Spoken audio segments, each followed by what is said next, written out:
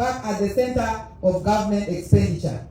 In other words, our parliamentary front has laid before the country and the world our alternative fiscal vision for Uganda. A two-pronged vision in which Uganda's national resources are deployed. First, to the maximum benefit of those who matter most, its people. And second, to preserve and strengthen the institutions without which that first objective remains nothing more than wishful thinking. As we present these alternative priorities today, just like we presented a manifesto to Ugandans in the just concluded elections, we must not lose sight of the fact that we are not an opposition struggling to become government. We are a government in waiting.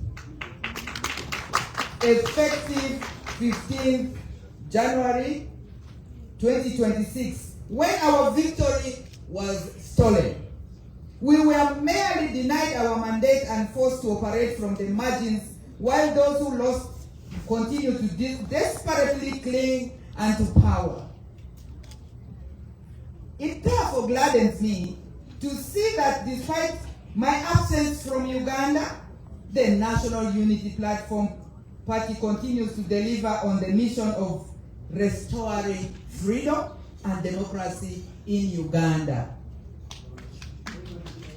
Anything short of this would have rendered academic the alternative priorities our team have presented today.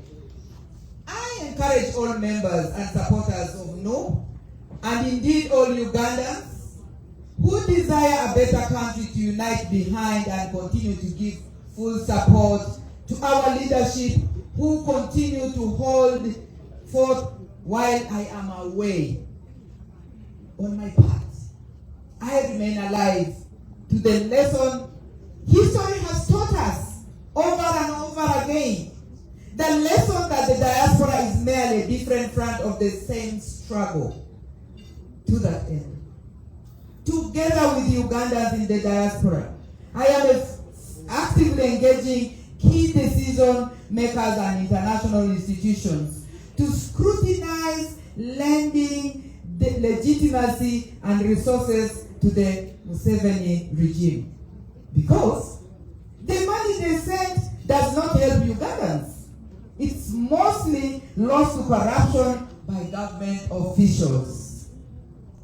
We are calling for targeted sanctions against individuals responsible for turning our country into a source of pain and suffering for those who call it home.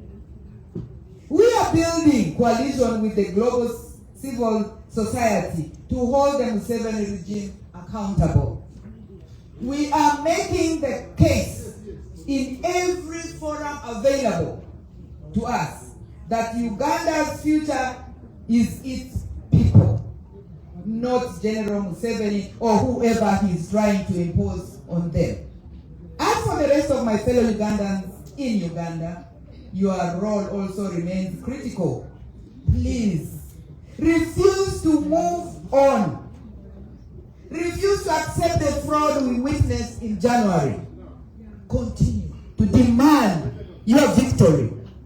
Demand it in every space available to you, and to you.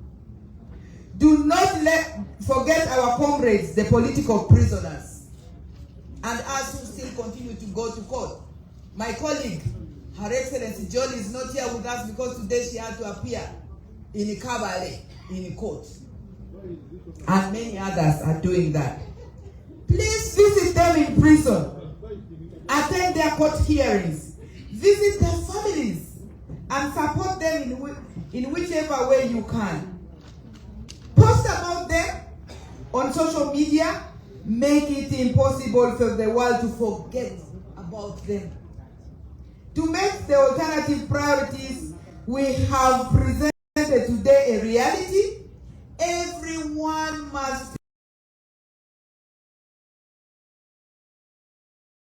play their part in restoring Uganda to its rightful path. I thank you all for the sacrifices you continue to make along this journey, and encourage you, keep firm and united. I will see you all soon when I return to my motherland. The struggle continues for God and my country. His Excellency Kabila Museveni, no president, de facto and de jure.